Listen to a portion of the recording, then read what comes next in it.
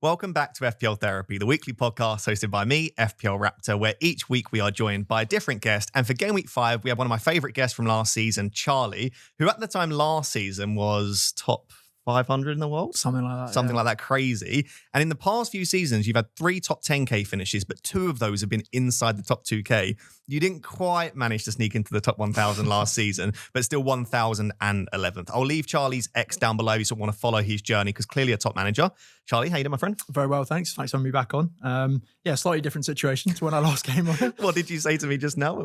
There's probably the biggest gap between the guests that you've had for rank. 140th when I came on last time and 5 point, I don't even know what now. Oh yeah, you were approaching the top 100, weren't you, when you came on? Yeah, and slightly, let's just say slightly lower. Just a little bit, just a little bit. Than you were last season, but not alone. Like I said to you, 2 of the best managers in the world, Ben Krelling and Praz, are both in like the 6 millions, and I look at those 2 as like the model of consistency. Every season they're at a good place. So considering they're there and they're not panicking, there's no need for us to panic. That's my little bit of copium right now, because it has not been a good start. This podcast is sponsored by Club. We'll discuss Club a little bit later, and we'll do a cheeky little meet with Manny to try and improve that. And to be fairness, my club is going slightly better than FPL at least, so that's nice. Please do make sure to rate 5-star if you listen on audio. And if you are watching on YouTube, we're like 30 subscribers away from 20,000. So even if we've hit that by the time of you watching, please do consider subscribing. I really appreciate it. So we both had slightly underwhelming Game Week 4. I mean, you had a slightly better one than me. You managed 61 points. I'll read out your team for those on audio. So you had Sanchez in goal. I felt like we did scam a couple of clean sheets recently with Sanchez, like the king disallowed goals. So I can't complain too much there. Your backline was pretty good. Munoz 5-pointer, Anderson 10-pointer, and Porro. We just discussed off camera, though, that Van der Ven and Romero outscoring Porro was not fantastic. And then basically you had a whole set of blanks other than a last-minute Salah penalty. So Rodgers, Paquetá, Reinders, Wirtz, Watkins. Oh, and you had the João Pedro back of the head assist as well. 5-point assist. The 5-point assist. And then obviously Salah getting that last minute pen. You had Wood on the bench as well, who obviously got hooked in the 59th minute, which I'm sure we'll discuss. So kind of talk us through your team and your season so far. It doesn't sound very good when you say it, talk it through like that. Still better than me. Yeah, it's tricky. I think a lot of the players that I've got were players that I was quite happy with at the start of the season, quite happy to hold through the first few weeks. And actually going into this week, felt pretty good about it. There's a couple of players I'm missing. I think everyone's kind of coming around to seeing now Semenyo being a great pick. Yep. The Arsenal boys obviously looking good. So there's players that are missing from it, but I don't think it's that bad a team. Obviously the rank would suggest otherwise, but I mean, even watching the game this weekend, I think Paquetá probably should have scored against Spurs. Rangers definitely should have scored yesterday. I didn't watch anything more than Match of the Day on Villa, but by the sounds of things, they weren't anywhere near scoring. But no, I don't think it's in too bad a shape, even though it doesn't look great. I actually did also take a hit this week. So it's probably more of a 57 than a 61. And what was the hit this week? Which player did you bring in? Munoz in for Consa, so that was a -5. But again, a transfer that you would have imagined would have helped. Yeah, exactly.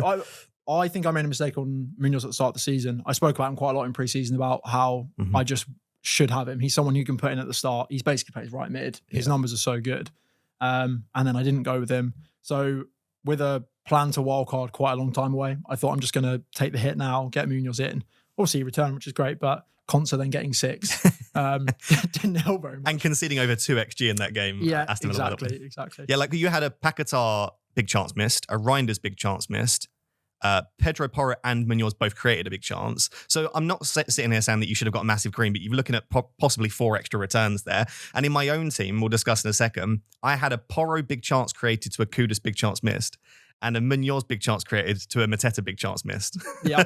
And Kudus had a goal assist disallowed, which shouldn't have been disallowed. So again, I look at my team and I don't want to sit here and be like, oh, woe is me, I'm so unlucky. But it's like very fine margins in FPL, absolutely. So yeah, I had an even worse week. So I had 52 points and it was a red arrow down to 6.7 million. I was just sat there off camera just saying, how are there 7 million better teams than me? When the amount of effort that I put in, the amount of experience that I have, it's just been a ridiculous start. So yeah, please don't click off just off the basis of our ranks at the moment. I had Sanchez in goal. I still had a decent defence. Munoz, Porro, and Richards all returning. But again, when you look at an Anderson 10-pointer, a Van der Ven 14-pointer, that doesn't even feel like a good defence. And then, yeah, every single one of my attackers blanked, bar a Salah last-minute scam penalty. I say a scam, it was a penalty. It just feels like Salah now, every single week. Have you gone Salah in 1 and 2, Bruno 3, Salah 4? No, I haven't got Bruno. Oh, you haven't got Bruno? I went Salah the whole way through. Okay. So I've literally scammed a last-minute return in every single game. Yeah. Like 90 plus minutes, all of my captain returns have come in added I time. had this debate a little bit yesterday on X. I don't think they are lucky when they come in the last minute. But that's why you pick them. Yeah, it is. I paid 14.5 million for Salah. I want the penalty in the last minute, you know? I think the same with Fernandes. I wasn't looking at my phone, and I'd seen the score at half time, and then a couple of hours later I saw the final score and I saw Fernandes had scored in the last second. I couldn't believe it. But actually, that's why you buy him. That's why you have him there. So it may be an unpopular opinion, but I don't think if your captain scores in the last minute, it's actually that lucky if they're on penalties and you paid the big bucks for them. Yeah, I can't remember. Someone on the FPL wire, it's either Praz or Late Rise, always says put yourself in a position to get lucky. And that's what it is. Yes, you are fortunate to get a last minute penalty, but you've picked a player with perfect minutes on penalties. Yeah, so, exactly. And one that you know will probably score the penalty in Salah as well. So yeah, a little bit fortunate considering it was another generational stinker, as we'll discuss. But I look at that team and I've got like Wirtz and Watkins, and I would have been better off with like Beto and Caicedo. It sounds so bad when you say it like that. I could have literally, there are so many players in the game that have just got one return. Like the pair of them for that price, Wirtz and Watkins, to get nothing. It's been absolutely just appalling. And obviously Reinders, since that first week haul, has done nothing. Mateta, I just brought in blanks. I mean, I look at this team and it disgusts me. Yeah. I don't want to look at it anymore. But as we'll discuss when we move on to Game Week 5, like the fixtures just don't really align for a wild card. Like the main players you'd want to own right now are City and Arsenal, and they play against each other. Yep. So it's just not really the week to go and load up, because I'd probably want double Arsenal defense or at least a City defender, but then I'd also want Gyökeres and Haaland. And I'm like, I'd have 5 of them in the same team. And whilst that's not the end of the world, when we look at our current teams, they're probably actually better in Game Week 5 than if you were to build a wild card. So I think we just have to sit there and accept the let's say poor luck, but also a couple of mistakes we made with our team, and then move forward. So what we're going to do today, as always, is just review Game Week 4, go through the games, players that stood out, and then with an eye moving forward, sort of Game Week 5 and beyond. An important note, if you've already made an early transfer, then it is what it is. But if you've not, I would absolutely hold off. 10 of the 20 teams play in the Premier League. Sorry, 10 of the 20 teams from the Premier League play in cup competitions midweek. So we have 6 teams playing in the Champions League, and we have 4 teams playing in the EFL Cup. The Europa League and Europa Conference League obviously don't start until next week and the week after, respectively. So Arsenal, Spurs, Chelsea, Liverpool, Newcastle, City, all playing in the Champions League. And we've got Brentford and Villa playing against each other on Tuesday, Palace versus Millwall on Tuesday, and then Swansea versus Nottingham Forest on Wednesday. So basically, if you make an early transfer, you are playing with fire. There's almost essentially an entire game week going on mid-game week. So yeah, I think hold off on the transfers, try and be patient. It may be that you're forced into a wild card. If I pick up 1 or 2 key injuries, I'll just play it. I'm looking for any excuse right now. But also, let's say, I don't know, you do something like you sell Watkins to Gyökeres because you really want Gyökeres, but then Mateta goes and picks up an injury. Then all of a sudden you would have rather do the opposite. So I would just try and hold off wherever possible. So first game of the game week, Arsenal 3, Forest 0. Did you manage to watch this one? Yeah, I saw most of it. I think it kind of went how most people expected to. It was the most obvious 3-0 I've ever seen. Yeah, exactly. I think maybe people expected Forest to have a little bit more going forward. Especially because of Ange, I suppose. I mean, he pretty much said that he hadn't changed anything system-wise, that he just kind of left it the way Nuno did it. I don't think there was ever really much question about the result. I don't think anyone was really surprised to see that Arsenal kept a clean sheet. Gabriel got that block it was literally the last kick of the game. Forest counter-attack, shot, hit Gabriel's knee. Referee blew the final whistle, and that got him the extra DEFCON to go up to the 2 points and a bonus point. So it was a 3-point block in 94 minutes and something. It's crazy the swings you can get with DEFCON now, with bonus. We've got like all these things sort of ticking along together, because if you pick up defensive contributions, you're also picking up bonus most likely. So it sort of compounds, and that's why we're getting these big sort of 10 pointers from defenders. Yeah, and wide is definitely, I think, more value in defence than there has been compared to the cheap midfielders. I think a lot of the time in previous years, especially at the start of the season when you don't really know too well, you're happy to kind of take a punt on a 5.5 million mid, 6 million forward on the off chance that they do well. I think I started last season with Ben, Brereton, Diaz, which sounds terrible now, but I think Southampton had a couple good fixtures and he was on penalties. Or like a Dingra this year. Yeah, exactly. But now there's no reason to do that when you can, for the same money, have Tarkowski or even cheaper and go down to an Anderson or a Senesi, who have basically got a baseline of 3 or 4 points each week. And then, like you said, Anderson this week, if you get lucky, then you pick up a 10-pointer rather than a 6-pointer. So it's definitely a big difference. I wonder what they're going to do next season if it carries on at this rate. Because at the moment, I'm genuinely looking at it thinking 5 at the back could be a nice strategy. and these midfielders just aren't comparing. So do you like bring the price of midfielders down and price of defenders up? Do you make a change so it's harder to achieve DEFCON? Maybe it's like 12 for defenders and 14 for midfielders. Because I think at the moment they're running the risk of this becoming a bit of a DEFCON defense-heavy game. And whilst I don't suppose that massively matters, surely they'd rather us go out there and own an Adingra or someone like that that's a bit more exciting. So I don't know. What do you think? Do you think there's an issue with it as it is? Do you think it's fine? Do you think they'll adapt? I think they'll probably adapt it. It's obviously the first time they've had it in. It's definitely more exciting watching your 5.5 million mid on the counter-attack than it is refreshing DEFCONs every 5 minutes. It's bad for someone like me because I'm someone who checks constantly game week. I'm on live FPL. I'm looking at everything. So knowing that I could go through the DEFCONs of every game 3 o'clock on Saturday is bad for me. But yeah, I think next season they'll likely put defender prices up.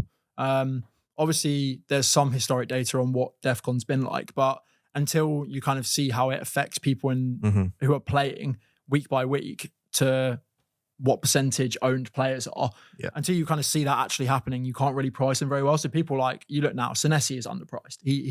And if they'd known that he was going to be someone who got DEFCON every week, he would have been more. But obviously, because he didn't start last year, that data wasn't there on him. No one talked about him in pre-season for that reason. And if they had, everyone would have had him at 4.5 million. So I think they're going to have to adjust it. But I think it's definitely a good addition.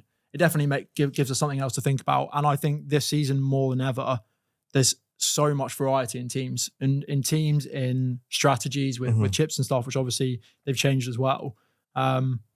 It's a much better way of doing it. Times last season where you'd have basically 6 or 7, everyone would have them, and you'd just be watching your 3 or 4 players. You'd see HAALAND score in the first 5 weeks last year, and it literally didn't matter. So I think it's better for the game, but I'm not sure how they'll tweak it, but I'm sure they will going forward. I would agree with that. And I think we have to cut them some slack as well. Like, it is the first season being implemented, and I think they've done a good job to implement it. And it will just be like, maybe hopefully we can provide feedback as a community if we think there is an adjustment that needs to be made. It could also be the case that throughout the season it starts to level out a bit more, and we actually think, you know what, they've kind of got it spot on. Let's talk about Gyökeres. What have you made of him so far? So obviously another return here. Didn't get any bonus. It was only a 6-pointer. Did then get hooked in the 67th minute. I find it difficult sometimes in FPL to sort of differentiate between a good player and like liking watching someone and then being a good FPL asset. Because like eye test wise, he's done some good stuff, but I've been a bit underwhelmed. But then he's already got 3 goals. So yeah, exactly. I haven't watched him and thought, as a Liverpool fan, I haven't watched him and thought Arsenal are going to win the league with this bloke. He's going to change the way they attack. But any Arsenal attacker, any person who's playing in the number 9 for them, when it was Mourinho last year, he wasn't a great striker. He was decent, did quite well, but he wasn't a great striker, but he's still going to get the chances. Gyökeres is going to score a lot of goals, regardless of how well he actually ends up playing. You look at the goal he scored on Saturday. I think I'd like to think I would have scored that. Yeah. So, you know, but being in the right place, like it was such a Haaland position to be in. The amount of times you've seen the ball crossed in, Haaland's just stood there. It was, and he had a couple of yards on the centre back. He got into the right position to put it away.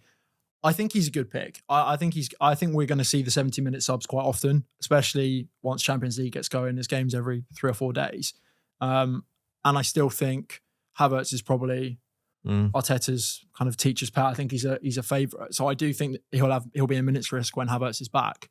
But for the time being, I don't see much reason not to go with him. If he's going to be on penalties and play 70, even if he just plays 70 minutes, with the fixtures Arsenal have kind of from 7 through to 12, I think he's a pretty good pick. Yeah, I saw on above average, and I'll probably mention above average a few times on this podcast because they always do a fantastic roundup on a Sunday. But I saw them mention that because of the amount of goals that the defenders are scoring for Arsenal, because they're always keeping clean sheets, if Gyökeres is getting these early 70th minute subs in games like this, he will often get 6 pointers. He's not going to get 9 pointers because of the, like, if Arsenal always conceded and there weren't many other players, then fine. But I just can see a 6-pointer coming up quite a lot. But as they say, if he then gets the brace, then all of a sudden getting the extra 24, I think it is for a goal for a forward, he's going to shoot up. So yeah, the second goal is pretty much worth 7 points. Yeah, the second goal is 7 points. I do think points it's something to think about with Arsenal though, because he's not worth it if he gets 6 points when he scores and 2 when he doesn't. Yeah. He's not going to be worth it for that.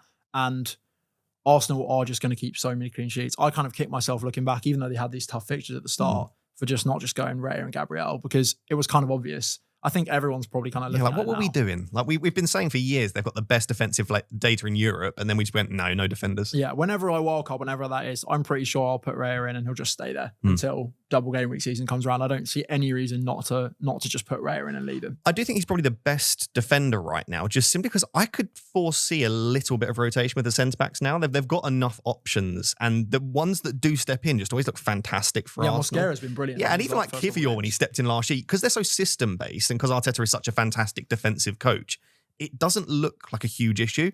And I think they made the mistake last season. Look at the Gabriel injury, where I think they were overplaying their key assets. And we've seen it with Saka once again, Ødegaard picking up an injury, Saliba. So I hope for their sake, Arteta does learn a little bit and maybe we could see some rotation. And obviously Raya will start every game. So yeah, I think Raya probably will be the one for me on a wild card as well.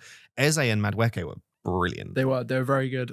Madueke's someone who I've always been frustrated by because You're a Chelsea fan, right? No, Liverpool fan. Oh, you're Liverpool fan. Okay. Liverpool fan. And I watched Madueke and I always thought he can clearly play football. He's clearly a good player, but he just shoots too much. That's I always thought. His decision-making is bad. I agree. Right? And that's not what you want from a football perspective. But for someone in your FPL team, that's exactly what you want. The person who's going to be greedy, the person who's going to try and take that shot. When Arsenal were 2 or 3-0 up, there were a couple of times when the ball went to him and he had a relatively easy pass and he thought, we're 2-0 up. I'm going to try to do it myself.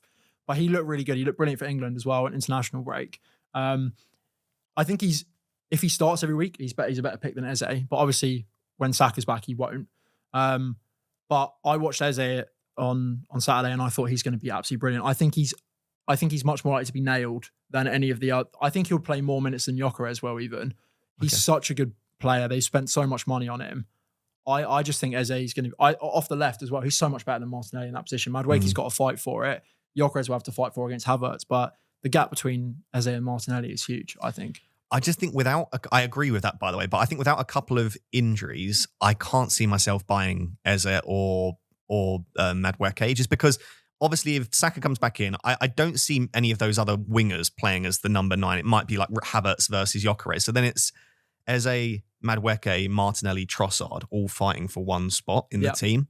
And I just, even if Eze looks like he's starting most games, you're checking the lineup every single time. And I just don't know if he's going to have a high enough ceiling for that. That would be my only concern. I think he'll get a lot of assists. I think he'll have decent minutes, but I would need to have a proper goal scorer or a penalty taker or something to make me take that risk with minutes. Yeah. But I certainly think having at least one Arsenal attacker will make sense when we wildcard. Obviously, have you seen an update on Saka's fitness and injury? Because I can't seem to find a reliable update on that. No, I think they said it was 4 weeks initially, but no idea. Yeah, so if you're wildcarding around 7-8 time, it might end up being Saka that's the one to go for. Yeah, exactly. Or we might know for a fact something else about Saka. If he's not back by game week 7, then there's going to have to be some kind of update because that'll be longer than they'd said it would be in the first place. So or does Madueke take minutes off Saka? If he's playing at this level and maybe he does prefer Madueke off the right, is there a chance that Saka doesn't start every game? I think Saka will start every game, but I think what we might see is what Arteta should have been doing for the last 3 years, bring him off, where he takes him off at 70 minutes and protects him a little bit because he's clearly someone who gets kicked a lot. He's down a lot. The amount of times you watch Saka limp off and think, I'm going to have to make a transfer, and then he's there again. But I think they can definitely protect him more with Madueke. But to be honest, I don't think in the Prem we're going to see much of Madueke over Saka if they're both fully fit. Yeah. I do think he could start Madueke off the left, which I guess does take minutes off Eze, but then again, Eze could probably play central in the Ødegaard role as well. Exactly. So there's so many good assets there. I think the other thing to mention as well is Timber and Calafiori are 2 of the top scoring defenders in the game right now. They've both got a couple of attacking returns. They both started all the games. And I've seen them in a lot of teams. But I look at that and I just worry for people because I think Lewis Skelly, is it Hincapié? White as well, who's there. I just think they're just going to rotate them. Once Champions League starts, they're just going to chop and change. And I think people will get caught out. They'll end up without their Arsenal defender in the big game. Like this week will tell us a lot because even the Champions League, they go straight. I don't even know if Ben White's fit, but White and Lewis Skelly start in the Champions League and you go, oh, maybe is these in the Champions League, these in the Premier League. And maybe he sticks to that exact rotation. But again, I don't ever want to be loading up a lineup being like, please start. I just don't need that extra stress myself. Okay, so on Forest, obviously Anderson finally gets DEFCON, which is absolutely deserved for those that have him. He got 11, 11, 11, and then 15 this week. So he absolutely smashed it. And we've known for a while now, we could be looking quite comfortably at someone that's just got it in the first 4 games. Yeah. And I think we have a very different perspective on him. Obviously, Forest have 2 great games coming up. Murillo went off with an injury in the 38th minute and already hit DEFCON. That's mental. Murillo is a DEFCON monster. And I think even under Ange, even though we see even if you look at last year, like the Spurs defenders, DEFCON wasn't particularly common because of the way that Ange sets up with the high line. But I still think Maria will just be a DEFCON monster when he's fit and available. Chris Wood's probably the big talking point. So he actually hit the crossbar. I don't know if you saw this, but it got cannoned into his chest. Yeah. And he sort of like, would have been one of the best goals I've ever seen, yeah. Yeah, but then he was hooked in the 59th minute. And he just isn't an Ange forward. Like, Ange wants a pressing monster. And as you said, he basically just played Nuno's system, more or less, because he didn't have enough time to implement his system. But he said it won't be weeks, it won't be months, it will be next Wednesday, I think he said, whenever it was, that they have their game. So he's very much planning on implementing his system pretty quick. Chris Wood's not a pressing monster, and he doesn't have the energy for it, and we see him hooked at the 59th minute. What do you do if you have Chris Wood? Because they've got two. Oh, you've got Chris Wood. I do have Chris Perfect. Wood. Perfect. So what are you planning on doing with Chris Wood? Definitely keep him for this week. So Burnley away, obviously they were actually quite good against Liverpool, but I'm definitely going to keep him for the Burnley game. I think partly as well, worth remembering with the 59th minute sub that he had come back from New Zealand. True. So that may play into it a little bit. I'm pretty sure he played 70 minutes in the second game against, I think they played Australia in the second game. And I think that will come into it. It probably is his time. His time is up. I think a lot of people were kind of planning to sell him post. So obviously they've got Burnley this week and then Sunderland in game week 6. I think a lot of people were kind of planning to get rid of him after that. I think it's Newcastle and then Chelsea in the 2 fixtures after that. So I think people were probably planning to get rid of anyway. I'm really hoping that he stays around for 2 more weeks. If he got benched against Burnley, I would sell him before the Sunderland game. I'm not going to hold on to him for a game just because it's nice on paper if we don't think he's going to start. But I don't think there's any reason to sell him now. We might learn a little bit midweek. I don't really know whether I'd want him to start and play 90 or whether I'd want him to be on the bench. I'm not really sure. I guess it depends who else kind of starts with him. But he's a worry to have in because it's just an extra transfer that you've got to think about using and probably pushes me close to the wild card. Don't buy, don't sell. Don't buy, don't sell. Probably. Yeah, just hold if you have him. But yeah, I think some people might have been looking to go aggressive attack for 2 weeks. Then maybe like wild card out. I just don't think you can buy Chris Wood unless we see something like, or Ange says in the press conference, like he's my number 9 for now and we're going to sort of trust him kind of thing. Then I think this is an avoid. Yep. Awesome. Cool. I think that's it on the first game. So second game, Bournemouth 2, Brighton 1. This is exactly the sort of game I expected where I think Bournemouth are the slightly better team right now, but I thought it would be quite close. And in fact, I actually think Bournemouth dominated this game slightly more than I thought they would. Big talking point, Semenyo. Another great game for him. I don't want to come across as saucy because I don't have Semenyo, but it was a 3-yard sideways pass and a penalty. Yep. And so as much as he could have always been on penalties, no one expected it. And the assist was just a brilliant finish. I can't remember who the finish was for. Scott's. Yeah, Scott's finish. So it's one of those where nothing else really from open play massively from Semenyo in this one, but that doesn't make him a bad asset. On penalties, so even Ilson was on the pitch, but won the penalty. Kluivert came on like 8 minutes later. I would have loved to have seen Kluivert on the pitch, so we had that information. I can't remember who it was that said this. I'll try and remember, but apparently it's like a 5 to 10% reduction in the likelihood of scoring a penalty if you won the penalty. Wow. I didn't know that either when the person... I think there was a guest on therapy. I'll have to try and remember. But yeah, apparently there's a reduction in the chance of you scoring a pen if you win it. And so potentially there was something of the statisticians know this, the analysts know this at the club. So if you win the pen, you don't take it, potentially. I might be clutching at straws, but Semenyo took that so confidently. He did. Looked like a man that's taken 20 penalties in his career, which he's not. Yeah, and there were a couple of people who were saying about Semenyo on penalties before. I kind of didn't really pay much attention to I didn't buy it at all, yeah. Yeah, well, my thought was that I actually thought it would be Evan Nilsson, especially when I saw that Evan Nilsson had won it. He's the kind of striker who in my eyes, would be the guy who's like, right, give me the ball. I'm having the penalty. So when I saw it happen, I was just watching Soccer Saturday, and Mike Dean on Soccer Saturday said, it's not a penalty. They're gonna change this. So I was sigh of relief. No one's gonna get their Evan Nilsson assist or goal. I'm fine. And then they cut to him again. He was like, I don't know what's happening, but Semenyo's stepping up. And I was you can't write it, can you? I think this might be an unpopular thing to say, but I think that people who had Semenyo and got the goal this week were quite lucky to have the penalty goal. The assist, you're going to have them through the season where you get your 3-yard passes. Everyone will have them. I think there was the Juve one. Was he on your bench or did you? No, I didn't have him. Yeah. And even the 2 Gakpo assists in the same game were both just little sideways passes. Exactly. Yeah, these happen. They're going to happen. Sure. I don't think they're necessarily lucky as such, but I think having a player who you had not for penalties, who's a brilliant pick without penalties anyway, scoring a penalty when people didn't know he was on them, I felt hard done by it. Maybe that's just me kind of trying to protect myself a little bit. But he looks like a brilliant pick. The fixtures are good. when he in the first game against Liverpool season, he was absolutely unbelievable. We played so well. I would imagine we'll see him in the top 6 next season at a different club. I think there's been talk about Arsenal. Wouldn't be surprised if Liverpool were there or thereabouts for him as well. So yeah, I think he's a brilliant pick. And same with Senesi. If he keeps getting the DEFCON, he's just a great pick. Their fixtures are so good. So they're great value for what they are. Yeah, Senesi's one of only 2 players that picked up DEFCON in every game along with Tarkowski. So those 2 look like the true DEFCON monsters. I think Vandenberg's got it in 3 games, for example. So there are other players that are in and around there. Like Anderson could have quite easily done it, the Forest Anderson. But yeah, Senesi at his price, sub 5 million, is a way too cheap in hindsight. Just on Semenyo then, for those of us that don't own, which is both of us, it doesn't feel like you've missed the boat as such, but you have this natural inclination to want to be stubborn because like we've missed 0.5 million in price rises. It's gone quick. Exactly, yeah. He's already the second top scoring player in the game after Haaland, 36 points. It's like I've missed those points. I've missed all the money that I would have gained. You have this natural inclination to want to avoid or to look elsewhere for the next Semenyo. Could you foresee it continuing for him? Yes, okay. Is the short answer. I don't feel that much like I want to avoid him. I feel like I want to do everything I can to get him in. I'm someone who tends to sell and buy based on, obviously form matters, but fixture swings are important as well. And I look at my team this week, and even with Wirtz, I'm sure we'll come on to, I'm hesitant to make that move with Wirtz having a good fixture. But if I think anyone wildcarding now or in game week 6, there's absolutely no reason you should go without Semenyo. He looks brilliant. The fixtures are good long term. They've got kind of a couple of really nice fixtures, and then they go, I think there's a couple of kind of mid fixtures around game week 10 or 11.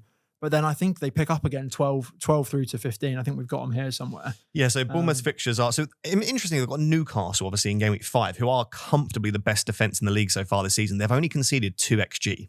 And that's like comfortably. So they're conceding 0.5 XG per game on average. So I don't see that as an easy fixture. No. But then, yes, Leeds, Fulham, Palace, Forest.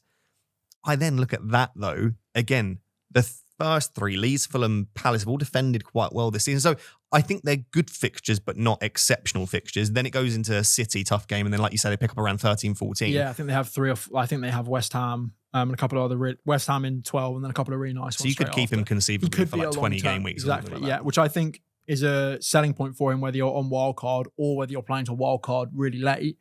He's a good buy now. The fixtures, like you said, they're not perfect. There's a couple of teams that have started the season quite well, but I think they're pretty good. He's obviously got that game against City in 10, but until then, none of them are fixtures you'd want to bench him for. So I think he's a great pick. And now we know he's on penalties. I mean, I'm pretty sure I would have had him on wildcard if he wasn't on penalties. So being on penalties just makes him an absolute no-brainer pick. I think if you're wildcarding or looking for a midfielder around that price. Yeah, I think best way to view it, if you're like, oh, he's 7.5 million though, but like, would you pay 7.5 million for what you're getting from him now? I'd pay like 9 million for what you're getting. So he's still fantastic value, even though you've lost that sort of initial. But I do also agree with you that I don't think you don't have to break your team for him. It's really easy to feel like that when someone's got 9 points a game for 4 weeks. He's gone up 0.5 million. It feels like everyone and their dog has him. You feel like you need to get him in. I don't feel like he's someone you need to break your team for. He could quite easily blank a couple of game weeks in a row. No one would be that surprised if that happened. He's not going to keep up this level of scoring all season. So I think he's a good pick, but I wouldn't say, there's times when you look at someone like Haaland or Salah and you think, I really need to completely revamp my team to get them in. I don't think it's like that with Semenyo. But yeah, he's a good pick. Yeah, I'm looking at you. Same sort of Wirtz to Semenyo is on my mind, but it's like, could I just wait a week potentially and then do it? Because the week after that, it makes more sense. Wirtz has Palace, Semenyo's got Leeds. It feels like a better switch that week. Anyway, on Brighton, Matoma and Minte, we said actually last week in FPL Therapy, 2 players that look fantastic at the moment, but the fixtures aren't there. They combine for a goal. And I think the 2 of them in particular will continue ticking along really nicely. There's just not really a great fixture run for Brighton this season, or at least in the first part. There's not like a series of fixtures I'm like, I want them for that run there. So I sadly can just see myself continue to go without. But Minte in particular has just been so good. Like eye test wise in this game, he was exceptional on that right. So keep an eye on them. But yeah, I don't think we're probably looking at Brighton, sadly. Cool. Right. We've then got a series of really, really boring games to just sort of rattle through a little bit quicker. So Palace 0, Sunderland 0. I think very unfortunate that Palace didn't win this game. And I think if you had Palace assets, most of them you can feel quite unlucky not to have got more from. So it was 1.77 XG to 0.36. So this probably should have been like a 2-0 win. In terms of missed chances. Yeremy Pino looked so electric and exciting. 6 million he is. Terrible end product. Like there was a few chances he really should have scored, especially that one-on-one. He managed 0.76 XG. So keep an eye on him because he's not really got much competition at the moment. The miss that I spoke about at the start, in the 80th minute, Munoz crossed it to Mateta. He made great contact. And like it was one of those where he made too good of contact because it just went straight at the keeper. But one of those where if he'd have mishit it and it drags it into the corner, we could be looking quite easily at a Munoz assist Mateta goal. That would have pushed Munoz onto probably like, I'd imagine 11-pointer, Mateta a 9-pointer. Yeah. So you could have been looking at a big score again from the pair of them. No real defcon in this game for the Palace defenders because they just weren't defending to the extent to go and do it. But I look at this and I think Mateta's still a fine own, even without Ismaila Sarr in the team, and everyone was panicking that without him, they're not going to create. They've created almost 2 XG in this game against the Sunderland defence, who have actually been quite good so far this season. And defensively, they're just brilliant. So Palace are a weird one, because I think if you've got them, you're happy. Do you go out there and buy Palace right now? Because you've missed one of the good fixtures. I've got the fixture ticker from Fantasy Football Hub where they're 19th. So they've technically got the second worst. They've got West Ham, Liverpool, Everton, Bournemouth, Arsenal, Brentford. It's not an awful run of fixtures, but are they targetable, do you think? I think from a defensive perspective, they are, because of the DEFCON potential for the centre-backs and the attacking threat of Munoz. Yeah. So obviously it depends on what kind of team structure you're going for, but I'm kind of thinking about potentially whether I can bench them in some games and play them in others. So if you look at those Palace fixtures, they've obviously got Liverpool at home in game week 6, which isn't great. And then they've got their Arsenal game in game week 9. But outside of that, West Ham, Everton, Bournemouth, Brentford, and I believe they then got another home game. I can't remember who it's against, but I'm pretty sure it was Bournemouth at home, Arsenal away, and then 2 home ones in a row. So I actually Brentford think, and Brighton up. Yeah. So Bournemouth. So in the next 7, they've got Liverpool and Arsenal, but then they've also got West Ham, Everton, Bournemouth, West Ham, Everton away, and then Bournemouth, Brentford, Brighton at home. So I think there are some good fixtures in there. I don't know if Mateta is necessarily someone I'd target, but he's an absolutely fine hold, and I still think he's a fine pick on wildcard as well. I just think maybe there's some other attackers that are interesting. But if I was wildcarding today, I would definitely keep Munoz. I'm a big fan of him, and I think Lacroix, Richards, Gahey, also all great value. Pino could be good. I don't think we've seen enough yet. And I don't think Palace will go on some kind of incredible scoring run in this time. But I think you can still look to bring in their defensive assets and potentially Mateta as well. Because they are just a good side. That's 15 games in all competitions unbeaten now for Palace. I saw that stat, incredible. So that's the longest run of anyone in the Prem by quite a long time. And they've played so many difficult games in that period, including FA Cup final, Community Shield final. They've already played Liverpool and Chelsea this year. So they've got a lot of assets that I think could be really good across the next few weeks.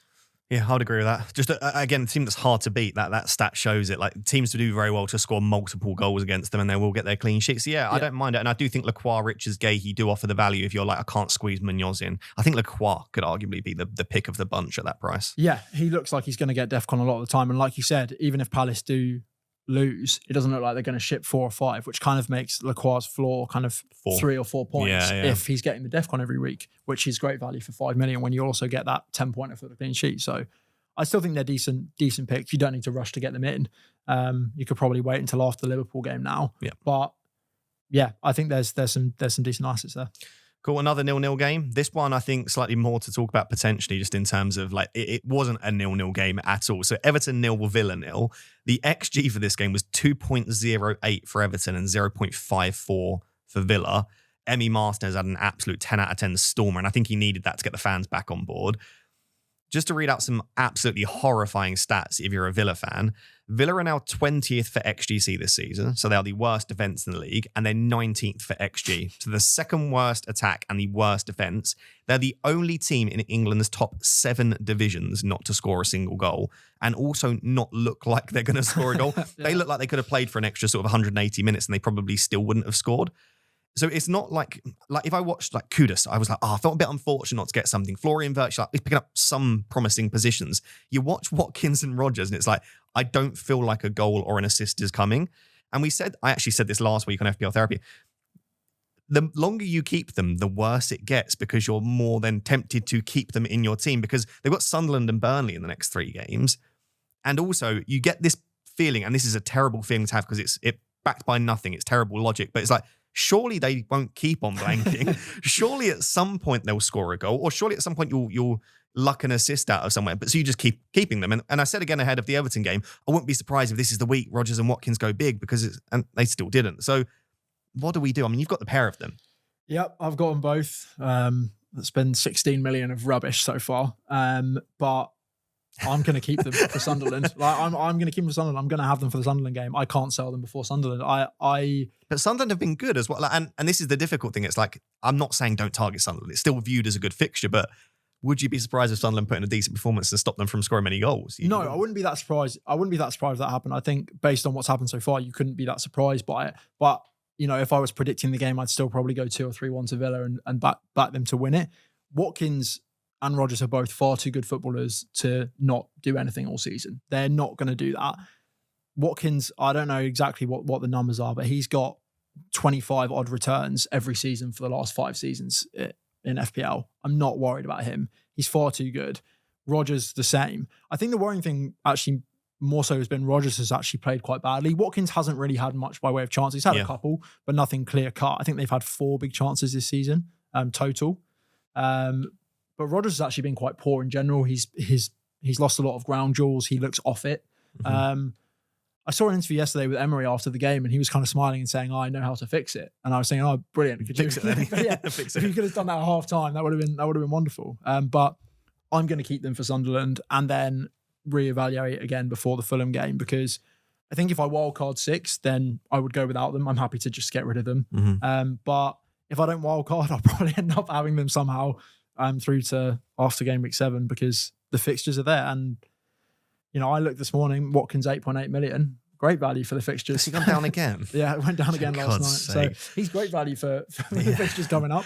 I'm glad I got him in early. I think that's a nice way to view it. That's the absolute copium. So they play Brentford on Tuesday. So we're recording this on Monday. It'll be actually live. So on the day of this going live, they play Brentford.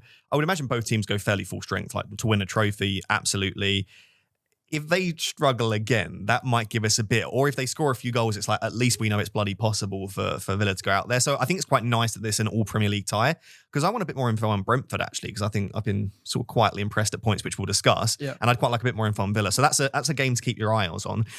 On Everton, another really impressive performance, and not even necessarily as much defensively, because we know they're a good defensive unit and they've got good players like Tarkowski, who picks up DEFCON once again. But they are creating a hell of a lot of chances at the moment. And Iliman Ndiaye, Grealish, Dewsbury Hall all look like they offer at their different prices really good value. So another 2 XG accumulated. Grealish managed another 5 chances created. Like, he is creating so much. There was 2 crosses for Michael Keane, where if it was Tarkowski rather than Michael Keane on the end of it, you would have fancied him to get a goal. But no real goal threat. There was 1 volley, which he hit really well. Emi Martinez saved quite well. But so far, Grealish is doing a bit of a kudos, where they're creating lots of chances but not showing much goal threat. I don't know that you need it desperately if he carries on creating at this rate, but I still get this feeling that Iliman Ndiaye is the better FPL pick, just showing so much more goal threat. Not necessarily in this game, but I just think in general, more goal threat, penalties. When we look at what we want from an FPL asset, how do you view Grealish versus Ndiaye at the moment?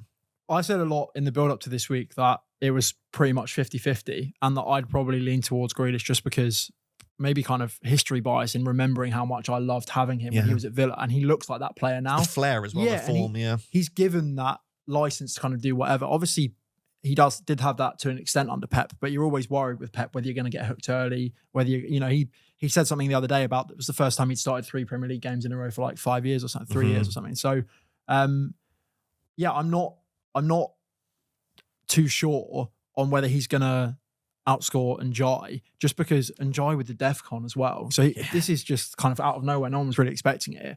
I now would probably lean towards Ndiaye after him getting DEFCON in this game, because it clearly wasn't just a kind of one-off when he got it earlier in the season. If he's going to be on penalties, if he's going to be on the end of what Grealish is creating, he's probably the better pick, even if it's a little bit less exciting for me than Grealish, because I know if I watch Everton play, it'll be Grealish who's the creator, and I want to have him. But actually, I think points-wise, Ndiaye is probably the better pick. Yeah, I think if you watch the games, don't trust stats and just kind of who looks the better pick. It is definitely Grealish. He's on the ball more. He's doing a lot more. but that doesn't mean anything at the end of the day. Like Brennan Johnson's a good example of someone that was always been a good FPL pick and he doesn't do anything. Just always sort of arrives at the back post and is in the right position. So sometimes I think that's where our eyes can sort of deceive us. I do slightly prefer Njai. They've actually both been pretty good for DEFCON. So Grealish is averaging over 9 defensive contributions per 90, which is approaching that 12. Yeah, Njai is averaging 10.54, hits 14 in this game. It does feel like the way they're set up at Everton is the attackers do sort of press quite well and they recover the ball a lot. So it might just be a little bit of the data lying to us from a small sample size. But if after 6-8 games, we're still seeing the likes of Grealish and Njai high on DEFCON, they're even better picks. And it's really weird because Dewsbury Hall's averaging like 6 to 7 DEFCON for 90. Like he's not. You would have expected him to be the one who got more, but I would imagine it's from recoveries down the wing. I would assume pretty much that. I haven't actually watched that much of Everton, but knowing Moyes, I would assume that they defend as a 4-5-1. Yeah, exactly. Which means that Dewsbury Hall kind of just tucks in a little bit and probably actually presses up along with the striker. But the two wide men in Grealish and Njai probably have to recover back into those positions, which is probably where a lot of their DEFCON's coming from. I don't like to say it as a Liverpool fan, but I just think they're quite a good side. They've got it put together quite well, and they've still got Michael Keane at the back. So when they get Branthwaite back in, I think they could be a really, really good side. Moyes is a good manager. They've got a really nice balance in midfield. I think they would have struggled without Grealish on the creative front, because even though Dewsbury Hall was a good player, he's not kind of the creative person you'd need to kind of carry an attack. But he's a really nice, he really kind of complements Njai and Grealish well in the fact that he can play an attacking midfield position and play it well, but also will track back and knows how to play the kind of centre midfield role. So I actually think they're just a really good side. I think they'll continue to create chances. I think they'll continue to keep people out. I'm a little bit worried as a Liverpool fan going into the Merseyside derby. I mean, I actually do just think Liverpool will beat them at Anfield, but it'll be harder than it has been in recent years, I'd imagine. I would say so. It was I actually sort of predicting the Premier League table on FPL Therapy at the start of the season. I had Everton in 7th, I think, and I got absolutely roasted in the comments. And I think watching them now, it's like you could absolutely see them pushing for a European place with the way that they're playing. Cool. Right. Fulham 1, Leeds 0. I have slightly less to say on this just because I don't think there is any reason to invest in either team. Fulham would be a team I'd look at, but then they've got Brentford at home's great this week. Then it's Villa away, Bournemouth away, Arsenal at home, Newcastle away. So I just don't think this is the time now to go and invest in Fulham assets. I think Muniz is interesting. He started 3 in a row. He's 5.5. So if you're looking for a cheap forward, some interest. Obviously, another start for King, 4.5 million. He's not really doing much from an FPL perspective. DEFCON is absolutely rubbish, not showing too much attacking threat. Obviously had the disallowed goal against Chelsea, but he's had a 60th minute sub again. So it's just like, unless you're on a wild card and just really struggling, or bringing in King for Salah allows you to go and get Haaland or something, then I just don't see the reason that you'd go and buy him. And even Anderson, who I think is the second best sub 5 million defender, probably after Senesi, I wouldn't go and buy him right now. I'd be very happy to have him, but with their fixtures, even with the DEFCON, it's like, I'd rather look for someone that has clean sheet potential as well. The player that we're actually going to discuss a bit later with you, Kevin. Yeah. He looked good. He gave me like Esteval vibes if he came on the pitch and just looked, like, who's this guy? He was on the pitch for 14 minutes. I had a look on the way up here. Maybe a little bit of a spoiler, but he's one of my differentials for later. So I had a look on the way up here because I'd picked him and then hadn't really looked at his XG numbers. And I had a look. Obviously, there weren't any because he'd been on the pitch for 14 minutes. He had, I don't know, like 0.08 or something. But he looked electric. He looked so sharp. I don't know whether he's going to start. I'm not kind of too sure what we'll expect from him. I definitely wouldn't be buying him if I was wildcarding anything like that, especially with the fixtures. But you know, they could have found a really, really good winger who will help them a lot through the season. I think with Fulham in general, like you said, there's not really too much to mention outside of Anderson. King is good if you're happy to have a non-playing player. Maybe you'd rather have King and then a 4.5 defender rather than a Goodmanson and a Dewsbury Hall or something. Maybe you'd rather do it like that. And in that case, I think he's fine, but you don't want to be starting him every week. Muniz 5.5, decent if he keeps playing, but no rush to get him.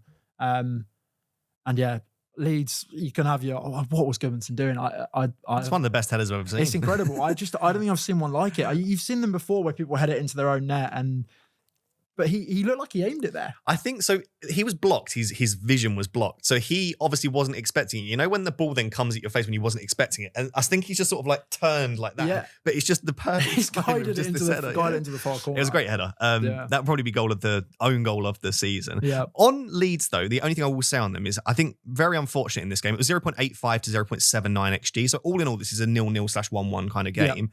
Goodmanson and Rodon probably are the best 4 million defenders. I think they've looked better defensively than Burnley. So I think if I was on a wild card right now and maybe looking in 6, I'll have a look at fixtures as well because I might still go Estev, but keep an eye on Rodon and Goodmanson.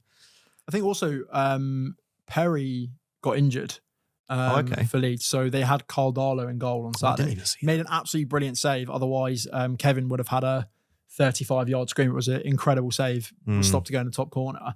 Could be decent if you were looking for a 4.0 goalkeeper. I don't know how long Perry's out for. I haven't seen about it, but I'm kind of thinking that going forward, I might want to differentiate. If I'm going to have Dubravka and Estev, I'd kind of rather just have one Burnley and one Leeds. Like Dubravka Rodon or something. Yeah, so I never have to double up on them. So if you wanted to kind of go for Estev and then go for Darlow, that might work. Maybe a bench boost 8. So Burnley and Leeds play against each other in 8. So you could not want hedge your bets a little bit. Exactly. Yeah. You might not want two of the same. I was looking, so I'm looking at potentially, when we discuss my team later, we'll look at it in a bit more detail, but a wildcard 6. So I might go wildcard 6 bench boost 8. And yeah, maybe rather than going Estev and Dubravka, I might just chuck a Rodon in. Or if Perry is out for 6 weeks or something like that, then I might go for Darlow. Awesome. Right. Next game, Newcastle 1, Wolves 0. This kind of went roughly how I thought. Maybe Newcastle I expected to score a couple more goals. Alanga on the bench again. He's just become like a bit part player. Yeah, I was like surprised. A squad player. I'm surprised because I expected when he came in that he was going to be someone who just played every game. He's the kind of winger that you'd think that they'd want, especially with Gordon out having been suspended. I just thought he'd play. So I'm quite surprised that he hasn't. But I mean, realistically, he's just a non-option at the moment now going forward. But yeah, Waltermada looked like a good player. He scored a very nice header. You know, he only scored 1 header for the entirety of last season. That is pretty surprising. He's 6'5", and that header was brilliant. Yeah, it was, and he's huge. So I'm surprised to hear that. I didn't know that he'd only scored 1 last year, but he's so good on the ball for a big guy. His touch is brilliant. I've seen some clips of him. I watched a highlight of him in the Bundesliga, and he looked very good. Wisser out for 4 to 5 weeks. Yeah, he's gonna play. He's gonna play every week. He's gonna play the majority of the minutes. I think he's a decent pick. There's quite a few strikers that I think are decent picks, and it's kind of basically just a preference thing. Their fixtures are not great in the next couple. They've obviously got Arsenal in game week 6, but I think from game week 7 on they're pretty good. So yeah, I think he could be an option. Yeah, I think with Newcastle, they're definitely defending better than they're attacking, but they're just always a team where going into any game, you think, I could get something from my defenders or my attackers. So yeah, I really don't mind Voltemade. Murphy, I think, is genuinely the one of the best crossers in the Premier League. And I don't say that ironically. I think he genuinely is. Like, if you think about the amount of times he assisted Isak last season, there was, at one point, that was the most combined pair for like a goal was Murphy to Isak. Yep. And it was just always brilliant pinpoint crosses. So I wonder, seeing obviously Voltemade being so tall, great in the air, I wonder if we might see Murphy getting more minutes. Yeah. And we might get to a stage again, especially if there is an injury to someone like an Alanga or a Barnes. Obviously, Gordon coming back in, we need to see how that changes things. But I do wonder if we might see him get more and more minutes. But I think as of right now, the only Newcastle asset I'd be looking at is the big man. Yeah, I mean, the defenders are okay. I think Livramento's had a pretty good start to the season. There's obviously a lot of option at the moment at the back. And we've only got a small sample size of these 4 weeks, and there seems like there's quite a few good 4.5s across the game. I just worry about rotation as well. Like they've got like 4 centre backs. They've got Trippier, Hall, Livramento that can play. Burn can play left back. It just worries me. I think Livramento probably is the most nailed on defender right now. Yeah, I wouldn't. Again, I think they're another team. There's potentially some decent picks in there, but I wouldn't be rushing out to get any of them. Cool. Next game, West Ham 0, Spurs 3. And this is a strange thing to say, but I don't think West Ham were that bad. Like, up until the red card, they were holding their own. Yeah, it was the best I've seen them this season. They looked a lot better with Paqueta kind of playing in the number 9 and then Bowen going out wide right. And then it was kind of interchanging and Bowen came inside sometimes. And I thought that worked quite well for them. It was quite a good game of football, I thought, until the red card, which was obviously a definite red card. But those ones are always tough because you could see straight away once Souček kind of got up there, he knew, everyone knew that it was a red card. But yeah, it just kind of ruined the game a little bit. Yeah. Big shout out to, again, above average, both Spurs fans, and I always go to them for my sort of Spurs opinions. They basically confirmed what I felt, that Porro is now the worst Spurs defender probably to own, obviously mainly due to price. But what we've now got is Kudus and Xavi Simons' corners in that game were outstanding. I think even Kudus in particular, I felt very hard done by that.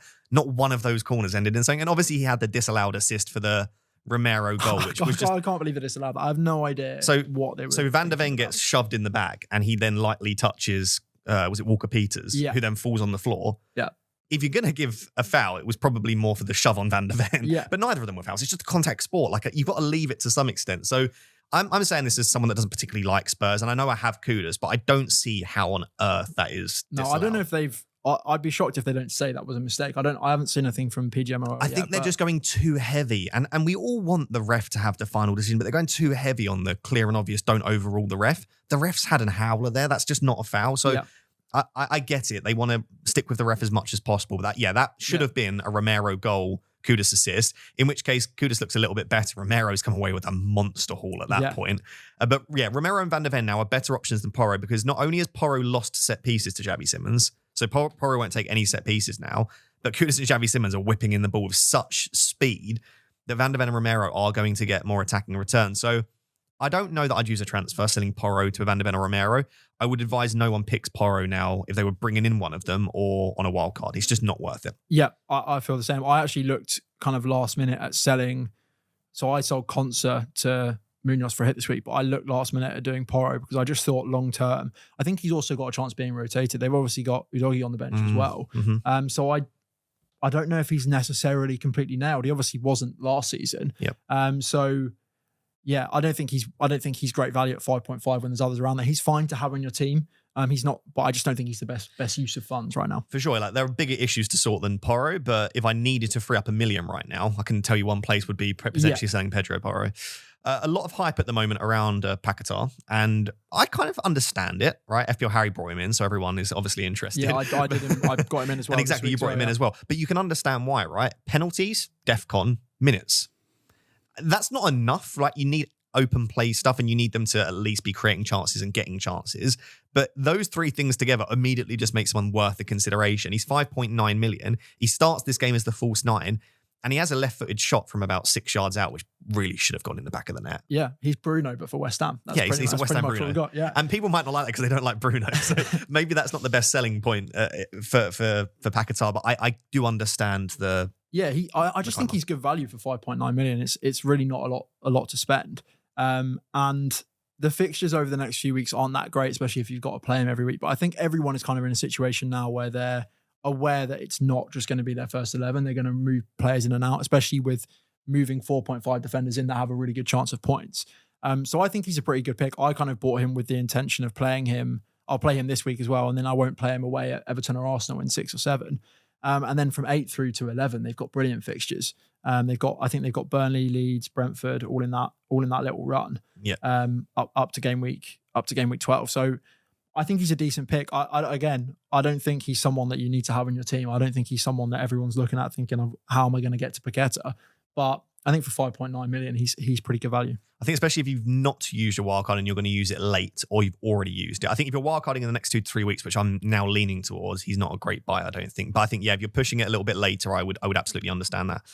Cool. Right, I think that was pretty much it then. Moving on to Brentford 2, Chelsea 2. This was a good game. Well fought, hard battle. The XG is actually 1.43 for Brentford and 1.25 for Chelsea, but they've come in very different ways. Like Brentford was like 4 or 5 chances, just big ones. Chelsea, I think, had like 20 shots in this game, lots of smaller ones. Yeah.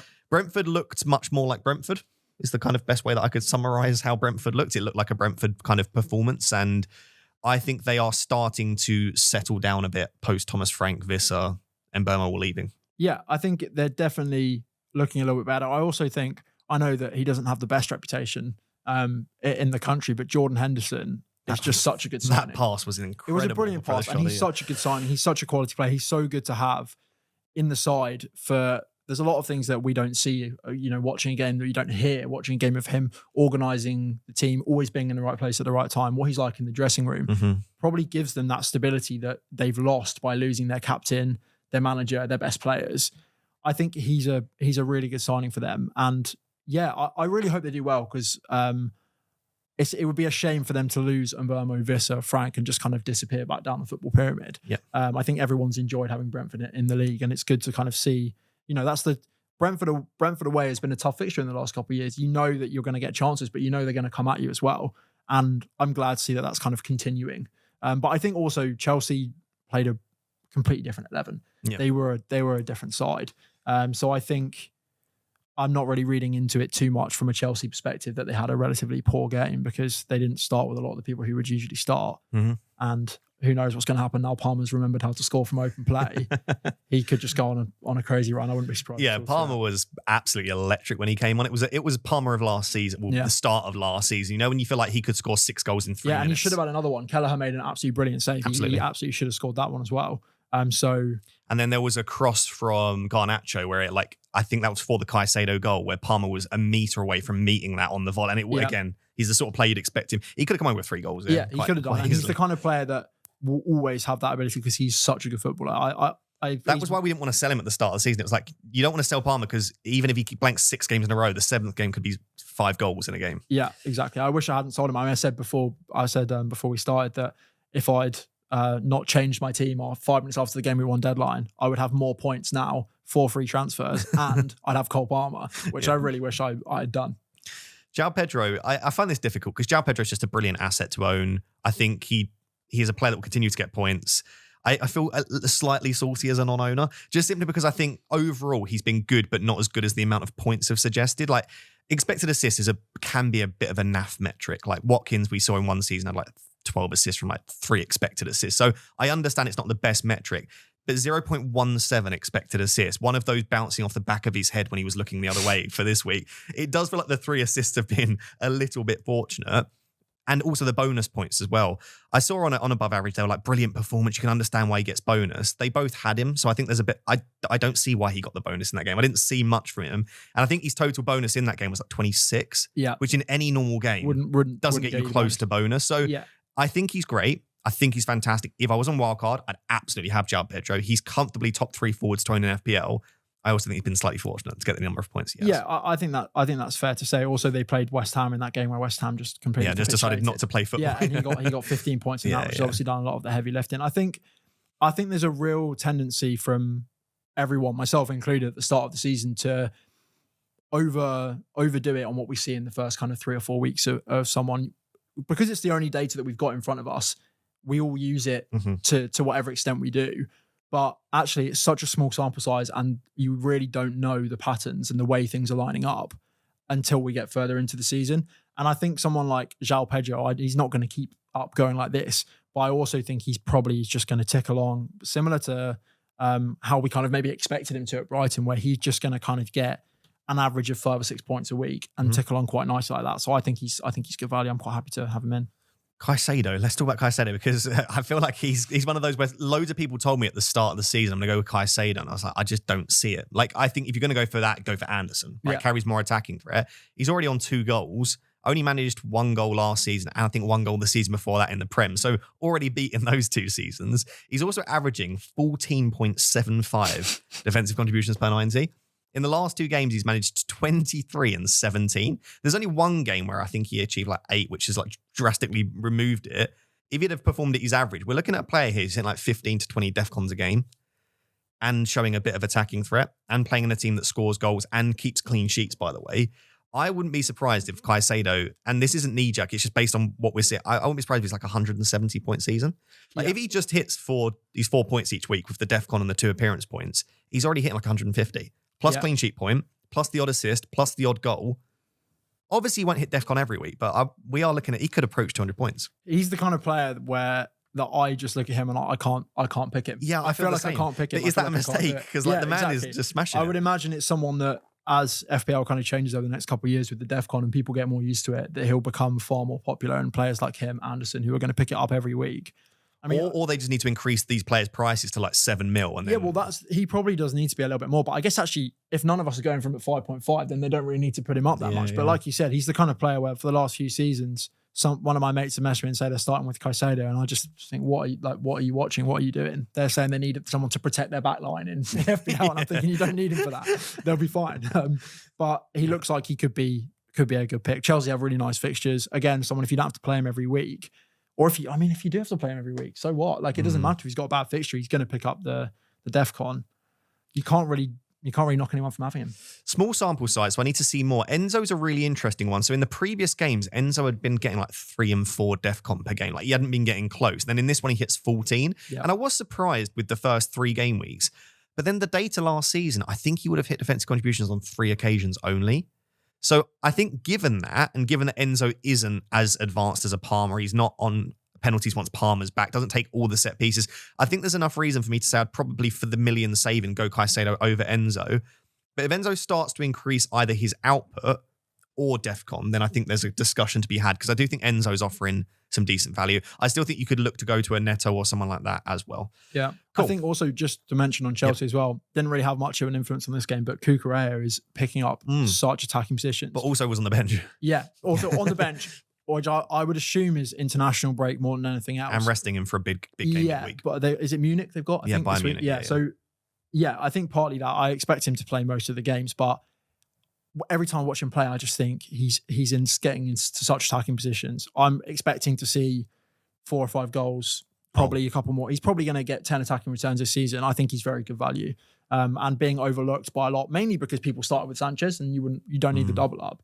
But I think he would be someone who, if I was wildcarding, might be a pick that I had that a lot of other people haven't really looked at that much, because I think his ceiling is so high for when he's playing in that kind of, because he almost takes up a left forward role when Chelsea had the ball. So I'm really interested in Cucurella. I said he was the best defender in the game last week, and if I was buying anyone, I'd buy Cucurella, and then he gets benched. So there's that slight concern of like Munoz just will never see the bench, because he's just so important. So if it happens on another occasion where it's like pre-European football, he's on the bench again, then there's enough. But yeah, maybe it was just a one-off. Cool. Let's talk about your team. Burnley 0, Liverpool 1. The XG was 0.13 to 2.4. This is a 3-0 game. Like when you watched it, it was a similar sort of vibe to the Forest Arsenal game, complete dominance. I don't think Burnley defended badly at all, though. And obviously, some of that XG is a penalty. So you take the penalty at sort of 1.7 XG. Yeah, I can't remember. I don't think there was another chance where I thought, wow, Liverpool really should have scored. No, that. Not like a huge chance. No. Yeah, so I think Chiesa had a header just after he came on, but that's probably the biggest chance I can remember outside of the penalty. Burnley were really good. They defended really well. It's kind of changed my thinking for next week of potential bench boost for them against Forest as well, because I thought they were really good. Liverpool just struggled to create anything, but if you put up that kind of attack, you sustain that over 90 minutes, you're going to get, like a lot of people said after Burnley didn't deserve that to happen and whatever. Liverpool wore them down. Obviously, it was a mistake, and it quite easily could have ended 0-0. But I think Liverpool did deserve to win that game. But they were brilliant, Burnley. And, people will knock them for playing 5-5-0 as their formation. But I thought it was brilliant. I thought they played great. I don't knock them for it at all. And I think they should keep doing that in those kind of games. And they will pick up points from it. And I think nice for Scott Parker as well, because they made a big thing before the game about the last time he'd played Liverpool was the 9-0 at Anfield, where Salah got 3 points. But yeah, I thought I was really impressed with Burnley, and not so impressed with the Liverpool assets that everyone has in Wirtz and Salah. Yeah, so here's a crazy stat for you. In his last 3 games, Mohamed Salah has generated only 0.04 non-penalty XG. Like 0.04. That's one shot from like 30 yards, basically the equivalent. Yep. That is absolutely shocking for any attacker. Like if I had a 4 million attacker somehow that had those, I'd say that's really bad. Yeah, he's 91st in the Premier League this season for non-penalty XG. So that's quite low for 14. He's not much higher than Mark Guiu. Yeah. This is what it's appalling data. Like what is he just a sell now? Is it going to suddenly turn it on? Are we ever going to see Salah from last season, or do you think that was a one-off freak and we're now going to see a slow deterioration? Well, I think it definitely isn't a one-off freak, because the bloke's got 188 Premier League goals, 88 assists. He's the 4th highest scorer ever in the Premier League. He's not just going to fade into nothingness, and this will not continue. He's not going to get 0.04 non-pen XG this season. That's not what it's going to be. But it's worrying. He's playing very wide. Liverpool are still trying to work out the system a little bit. Gakpo and Salah are both playing very wide to create space for Wirtz and Ekitike, which is kind of a change from before, because you had Szoboszlai playing as the attacking midfielder for Liverpool, and he would always sit a little bit deeper, maybe create space for Salah to go in a little bit narrower, and you have Robertson or Trent going wider or coming into those attacking positions more. But now it's Wirtz. He's getting up close to Ekitike, which means that Salah and Gakpo are having to stay wider, which is what a lot of people are seeing, and seeing him out on the touchline, nowhere near the goal, not getting the chances. And I think that's what's worrying people. He's not going to keep up with this data. He's going to score a lot of goals. He's still going to get I'd be shocked if he doesn't get 20 in the Prem this season anyway. He's still going to do that.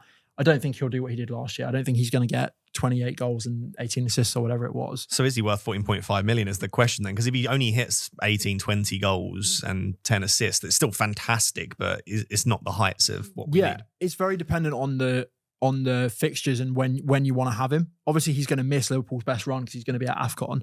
And when Haaland is in the form he's in right now, yesterday Haaland, I mean, I'm sure we'll talk about it in a minute, but Haaland yesterday looked as good as I've ever seen him. He looked electric yesterday. And there's not really space for both of them. Mm-hmm. So at the moment, I think if I'm wildcarding, I'm probably going for just Haaland. But there's absolutely no issue having Salah. I would not be rushing to sell him. I'm definitely not going to sell him before Everton. And I'm not too worried about the fact that he will just keep turning over points. If he's playing badly and getting, he's got 3 returns in 4, playing badly. This is it. This is the worst version of Salah we'll get is 3 returns in 4. Yeah, and I think it goes back a little bit to that kind of looking at 4 weeks data so far and kind of overplaying what 4 weeks is. Because I most people won't have done, but because I'm a Liverpool nerd, I watched all of the preseason games and he looked electric. He looked so sharp. He didn't score in preseason, but he created like countless chances every game. He was so involved in everything Liverpool did. And I expect Liverpool to go back to that. Also, they've been tricky games. You look at, like you said, Newcastle, best team this season for XGC. Bournemouth, 3 wins from 4, only lost to Liverpool post 85 minutes. Arsenal away, or Anfield even. Burnley, easy game on paper, but anyone who watched it yesterday, they were brilliant. So I do think we've had some kind of tricky games, and a lot of the easier ones are coming later on. But yeah, I'm not worried about him. I personally, I'm just happy to just kind of leave him there, and I think he'll come good. Okay, what about Florian Wirtz then? Both own him, absolutely stinking it up. And also, I've just not been impressed. Like, not necessarily from a footballing perspective, though slightly, but from an FPL perspective, I've not felt at any point in any of the 4 games like I'm going to get points. No. Like, he's not been in the right spaces. He's not creating big chances. He's not taking loads of shots. I just don't feel like I felt like I could have watched Wirtz play for another 3 or 4 hours and I wouldn't have got close to points. Yeah, I completely agree. I think a lot of what Liverpool have done this season, I think when you think back to Firmino, Mane, Salah, you can picture what most of their goals looked like. You knew how Liverpool would attack. You knew the kind of moves they were going to make. There was a typical Liverpool goal that you could think of in your mind. The goals this season for Liverpool have been random. I don't think they've had any kind of pattern to them. Liverpool haven't really got an attacking style of play necessarily yet. They've got a lot of possession, but have kind of just been kind of banging their head against the brick wall in most of the games they've been playing. Yeah. And Wirtz has been doing that as much as anyone. Again, not someone from a football perspective, from a Liverpool fan perspective, I think he's going to be absolutely incredible. I think he's an unbelievably good footballer. And you can see there was a period for 20 minutes towards the end yesterday where he started to get a little bit more space and he looked so good. I think he's going to be brilliant. I know a lot of people are not that impressed so far, but from an FPL perspective, there's no reason to hold him now. Liverpool's fixtures aren't that good. You can probably keep him for this week against Everton, but after that, there's so many other players who are offering better value for less. Just absolutely no reason to keep him. It's scary selling a player that is so good at football. That's always the concern, is that he could turn it on and get a brace against Everton. You wouldn't be hugely surprised, but I am tempted to move him on. We'll discuss when we look at our teams. Only other thing to mention, obviously, Isak wasn't in the squad. Yeah.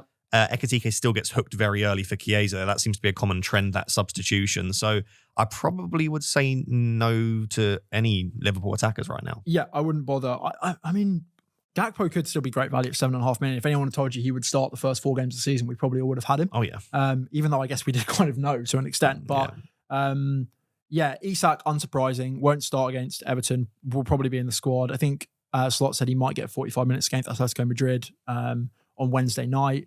So Liverpool fans are going to see him, but he's not going to start in the Premier League in Game Week 5, probably not in Game Week 6 either. But then from then on, I expect him to start every week he's fit. Slot has always said that he's someone who's going to pick the best team available for the game in front of him and deal with the game after. So Isak might be a player who actually doesn't recover that well between games, which is maybe something we've seen before. And in that case, there might be times when if he's played 90 before, the next game it has to be Ekitike. Yep. But I think when Isak is fully fit and where Liverpool want him to be, he'll just start because he's too good not to. Yeah, I'd agree with that. Anything else on Liverpool? Or we think that's it? No, not much else apart from the fact that I think you could put Van Dijk in and just leave him for the whole season. He'll be absolutely fine. DEFCON clean sheets. He'll get the bunch. He's going to just pick up points everywhere. So I think he's a great pick. I agree with that. Right. I guess we have to do this. Man City 3, Man United 0.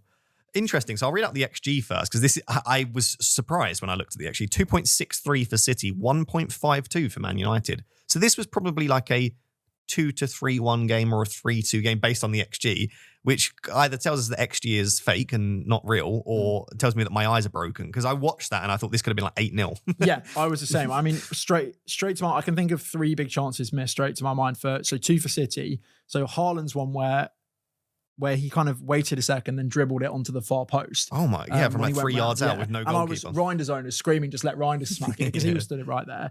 And then the Reinders chance himself, which would have been a Haaland assist, where he was 1-on-1. Both of those should have been in.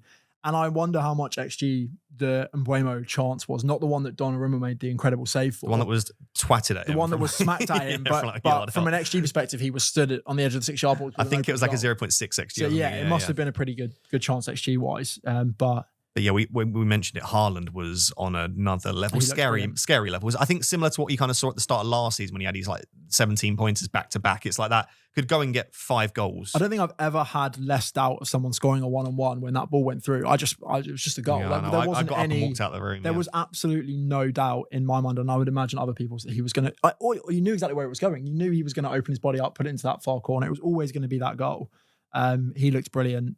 And it was the perfect game for him, though. It was. When that ball broke and Maguire was our last player back, and I just saw Haaland running in the other direction. It was like, Haaland must have been thinking, like, I couldn't have drawn up a better situation. You could have run backwards and made it at the time. Yeah. Where I have like a complete, and it's just, it was perfectly set up for Haaland to do well. Honestly, I feel like if you were a Haaland owner, you're quite hard done by not to get more in that game. He could have had 4 goals. Yeah, and the assist for Reinders definitely. Exactly, and he should have had the assist for Reinders as well. I was looking into the data. So he's so far this season, non-penalty expected goals, he's at 5.68. Last season, after 4 games, he was at 4.9, by the way. So that's back-to-back seasons. He's got almost 5 non-pen XG in the opening 4 games. The next closest to him is Ismail Assar at 2. He has 3.68 more non-pen XG than anyone else in the league. I mean, that is scary and astonishing, and it just shows how many more high-quality chances he's getting in comparison to anyone else. We said that Salah's at 91st in the league.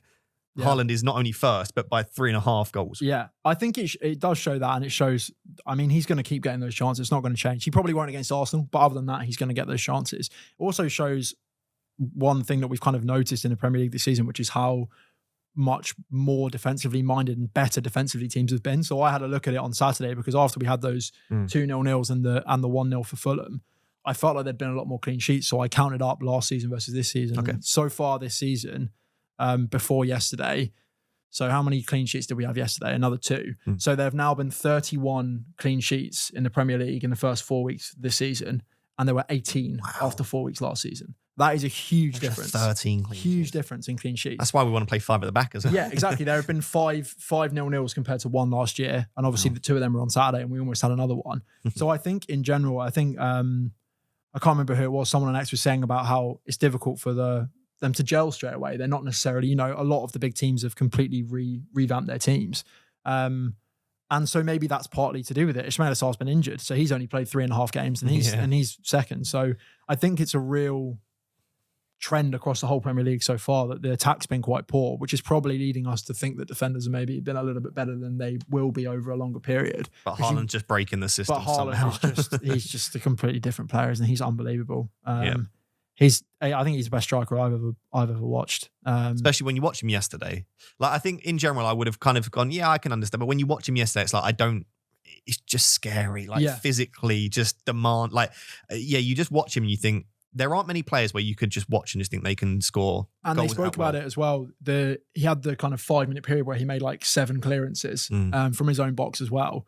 He's a brilliant player. Yeah, he picked up 5 DEFCONs in like 60 seconds. I was initially planning to go without in game week 6. I was going to kind of hedge my bet against him because I didn't want him for the long run. But then he scored 5 in midweek in the international break and could have had 5 yesterday. So 7 goals and 2 assists in 2 games. And he should have had a couple 6 days. Yeah, I think he's as close to must own for the Burnley game as you can get. Yeah, cool. So guys, it's that time of the episode to talk about Club, who are the sponsor of FPL Therapy. It's basically free to play fantasy football crossed with club ownership, where you basically upgrade your facilities throughout the week and try and build the best club possible and the best team, then compete in head-to-head fantasy football as well. You can see Mr. FPL Harry as part of the board in there. You've got Miss FPL Pickle as part of the sales department, and you've got myself as the director of football and the transfer department as well. So lots of people involved in Club. And I highly recommend you download it using the link in the description and make sure to join my league. That'll be linked down below as well.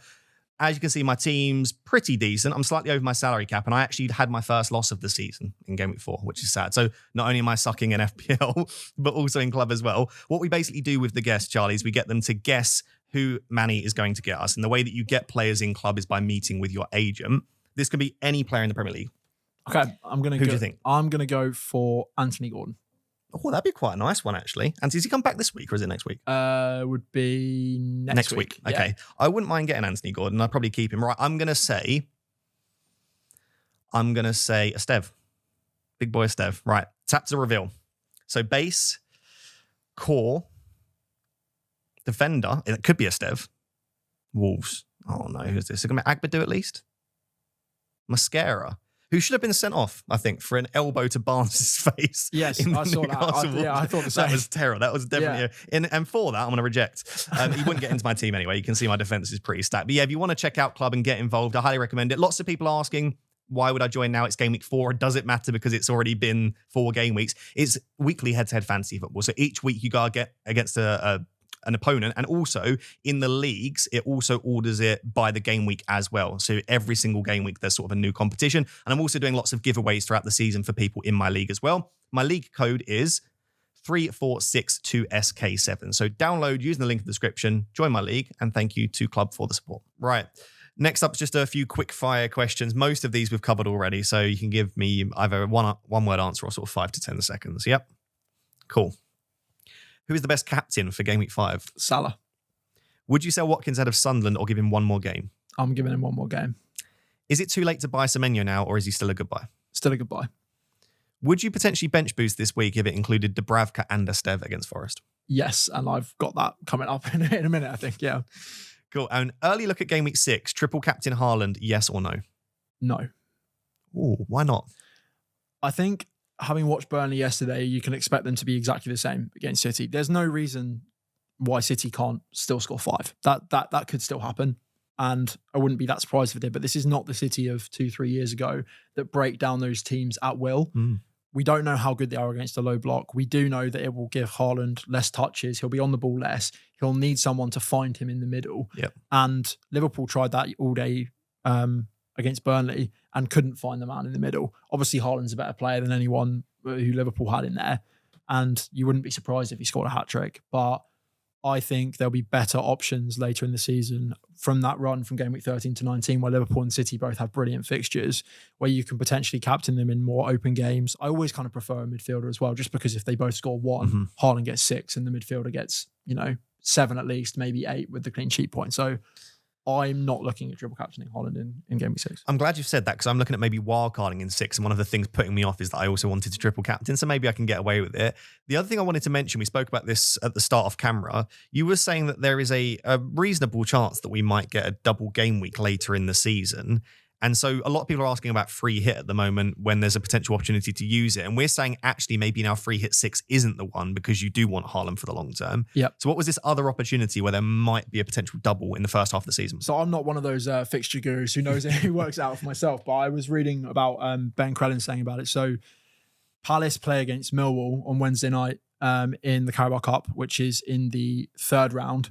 If they win that and then win their 4th round fixture, then that will create a potential blank in Game Week 17. So because Palace have been knocked down into the Conference League, the last game week of the Conference League, or Game Week 6 of the Conference League fixtures, coincides with the Carabao Cup quarter-final fixtures. Okay. So if Palace make it to the quarter-final of the Carabao Cup, that game won't be able to go where it should have gone and will have to go into one of the weekends or midweeks before, which will knock out a Premier League game at some point. Okay. So we don't know what Premier League game that would knock out. It wouldn't necessarily be the game in Game Week 17. It could be any of the weeks around then.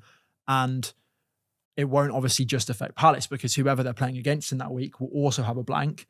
And I think Ben was saying as well that if they're playing against someone in Europe, so Palace's fixture wouldn't be able to be rearranged pre-game week 17 because they've got midweeks taken up the whole way through. But some of the European teams could potentially have it, because they have a free midweek, could potentially have their fixture rearranged. So what we might end up with is a situation where a fixture gets postponed, and then we have a double game week sometime between game week 13 and 16 for a team that isn't Palace, and then a blank for Palace and that team in game week 16, 17, and then a double later on in the season for Palace. Okay. So again, that's kind of a lot of information that goes out the window if Millwall beat Palace on Wednesday night.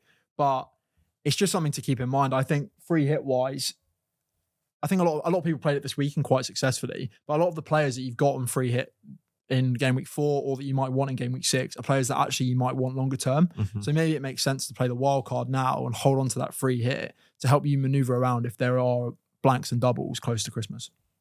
Yeah, I think that's a good point. So essentially, if you don't want to think that much about FPL, there might be better opportunities in the future. So Yes. there is at least a chance, because I think my concern was, and I didn't even know all of that information, so thank you for that. But my concern was if I don't free hit in 6, I'm like, oh, there's not really a great opportunity coming up after that, because I know everyone keeps pointing to, I think it's the game week 15 fixtures are amazing. They're the same fixtures as game week 19. Yeah. So you're going to want to own the players for both of those. So yeah, I was looking at it and thinking there is no great free hit, but there's at least a small chance that there will be a blank or a double that we might want to play. Yeah, and I think the other thing is a lot of people are looking at free hit 6 and they make the team that they would have on free hit and they look at it and they think it looks absolutely brilliant. And I've done the same and it looks great. But actually, when you look at what your team looks like in game week 6, it's actually probably still pretty good. Yeah, they're not bad. So that's what I was kind of looking at. I was looking at it and thinking, you know what, that looks like a much better team. It's got Haaland, that's nice. But my fixtures are pretty good. My team's all going to play. I'm going to have the starters. Would I be that surprised if my own team outscored the free hit team? Probably not. And therefore, I'd rather keep it for a week where there's a double and blank to kind of play with, where potentially there's a lot more upside in the weeks around it as well as in the week where you play it. Yeah, or just wildcard, or just pivot to Haaland, and then it basically does look very much like a wildcard team. Yeah, exactly. Absolutely. Cool. Right, next section is the prediction game for FPL Therapy. So again, if you've not watched many this season, but you watched previous ones, we've changed it now where I basically go head-to-head with the guest. So what we're looking at is a net score rather than a gross score. There will be a leaderboard on your screen where you've got the previous 2 guests so far this season. So in game week 2, Pricey got 0 points, unfortunately, because we both scored 5. And then in game week 4, we had Blind Tobes on, and he managed to get 13 points. He had an Enzo 4-pointer, a Langer he picked, quite unfortunate there with the 1, and then a Timber 8-pointer. So he got 13. I only managed 10 points. So I went Mateta, Rodgers, and Eva Nilsson. So currently the top of the leaderboard is Tobes with 3, and then Pricey's in second with 0. So you basically just need to beat me, hopefully convincingly. You might also still, though, be the first guest to get minus points. We're not yet on someone that has done worse than me. Yep. It also doesn't look good for me that I've not yet beat any of the guests. So let's have a look at it. Your 3 picks are Kevin, who we had a bit of a chat about, Voltamade, and then Matt Cash. Yeah. So they're 3 really kind of out there picks, especially with Kevin and Cash. I've got a good record because when I came on here last time, I had Vardy, De Bruyne, and Kevin Schade the week where he scored the brace.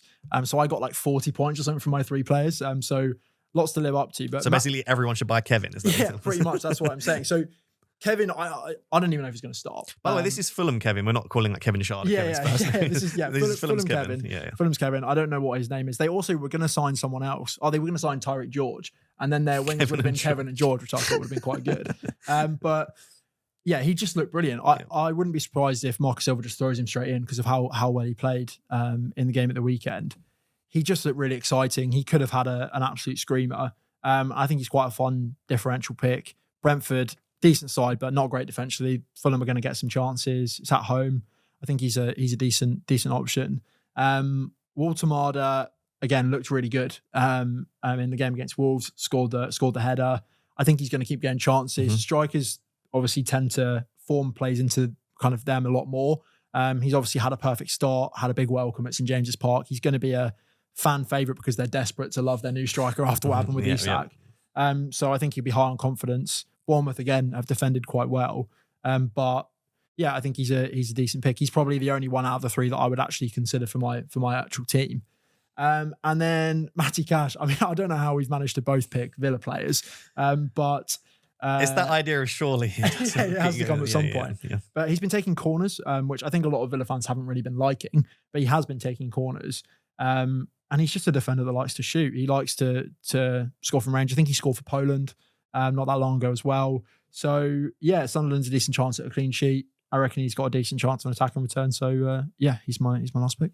Awesome. I like those picks, and I like you've gone proper differential with a couple of them. So I have gone for Ndoye against Burnley, Rodgers again, I picked him last week, against Sunderland, and I've gone for Caicedo against Manchester United, which I'll discuss in a second. So starting with Ndoye, he was the only Forest attacker to stay on the pitch for the entire 90 minutes. So it might have just been circumstantial. It might have been just for that specific game state, but early signs are Ange might like him. And I'm just a bit concerned that they have options there. So I didn't want to pick any of the others because I'm like, other than maybe Gibbs White, I could see any of them potentially being benched. So no, my luck, he'll be benched now. But I've liked what I've seen from him so far. I think he's been an exciting player again. Yeah. He's one-on-one dribbling is really good. And Ange likes wingers that have fantastic sort of one-on-one attributes. So I could see him getting on quite well with him. Let's see how Forest do midweek. But I just wanted to target what looked like a decent fixture. Rodgers is there again because it's just surely he doesn't carry on blanking. He's a great footballer. But I have seen a lot of Villa fans calling for him to be rested and rotated. It's like, how long does Emery keep picking a player that is playing badly? So I don't want to scare people. I'm sure he'll continue to start. But there will only be so many performances where he does start to get potentially rotated. Like Elliott can play as the 10. They've got lots of other potential other wingers. They could play like Gesson, Sancho and Elliott moving forward. So I think Rodgers will start, but I'm slightly more concerned about his minutes based on his performances. Caicedo's me just trying to get 4 points. I'm like, I don't want to keep getting just blanks. I'm like, do you know what? Caicedo 4-pointer and then Rodgers and Ndoye do what they do. And it's against Man United, so you probably get more than 4 as well. Potentially. No, genuinely wouldn't be surprised. My actual thought process was Manchester United players can't hold on to the ball. We lose the ball. We can, I'd say 5 passes is the most we've strung together for a single game. And recoveries are how midfielders pick up their DEFCON. He'll just keep recovering the ball because we can't keep the ball. Yeah. And I think especially even with players like Fernandes who like to take risks with passing, I can see a lot of midfielders racking up DEFCON against us. So that feels like a Caicedo 4+ pointer and then hopefully the two of them do something. It's been one of my favourite hobbies over the last few years is to watch Super Sunday after Man United lose. I've really enjoyed doing it. Yeah, really. Fun enough, it's not mine. Yeah, you wouldn't have heard any of it, but Neville and Keane did a really long piece yesterday talking about it.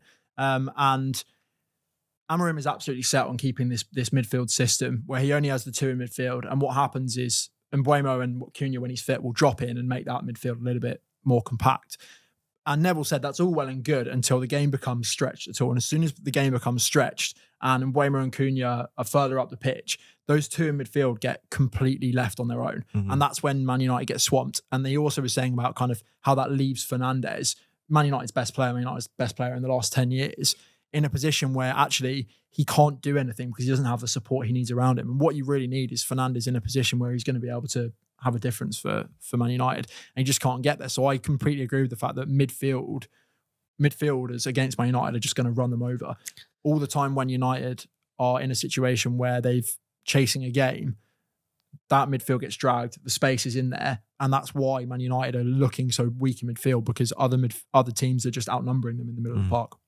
The team I think Fernandes, funnily enough, and I would hate it, but the team where he'd be most effective is Liverpool.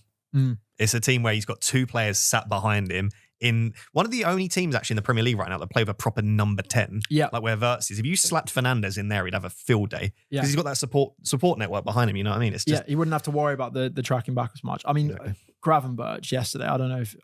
he was just... scary. He's just unbelievable. That turn he does where he commits and then drops. And yesterday he got the ball into feet and he just flicked it off the outside of his boot over someone as a control. I think he's unbelievable. I can't believe... So Liverpool always...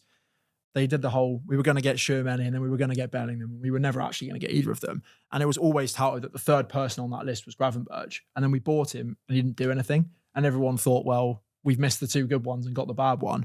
But now he just looks unbelievable. I think he's been incredible value. Scary. For 35 million or whatever. I agree. Right, let's talk about our teams then. So we'll start with your team. So you've currently got the bench booster active. I'll read it out for those on audio. So Sanchez in net. And then Dubravka on the bench. Your 5 defenders are Milenkovic, Munoz, Porro. That looks really good. And then Esteve and Anderson. So yeah, very good, solid 5 defenders. Your midfield 5 is Rodgers, Verts, Salah, Paquetá, and Reinders. And then your front 3 is Wood, Watkins, and João Pedro. Yeah, I think on paper it looks great. I've got the 2 Villa boys at Sunderland. I've got Wirtz at Everton, Wood against Burnley. All of those players that have been doing so well. Those players that have been brilliant. Milenkovic as well. Yeah. I can't take any of them out. I look at it and I just think they're all really good footballers. All of them are players that we know are good footballers. No one is questioning whether any of those are good footballers. They're all playing for teams that create chances and have created chances, apart from in the last 4 games for Villa. And I'm going to go into this game with them. I'd be surprised if any of them are on the bench, except maybe Chris Wood. But on the Rodgers front, I know there's been a lot of calls for him to kind of be rested. But I asked Adam Hotcroft about, who's a big Villa fan, and he said that he doesn't think they'll get benched at all. He said actually that he thinks the European competition and the Carabao Cup will help them find a bit of rhythm, and that they'll keep starting. So I'm not too worried about them. And yeah, bench boost, I'm not set on playing the bench boost. I'm not 100% sure. The Burnley performance against Liverpool made me feel better about the possibility of playing them both, just because I think it could be a similar situation where even if they do concede, yesterday Esteve got 4 and Dubravka got 3. If they got that on a bench boost, I'd be relatively happy with that.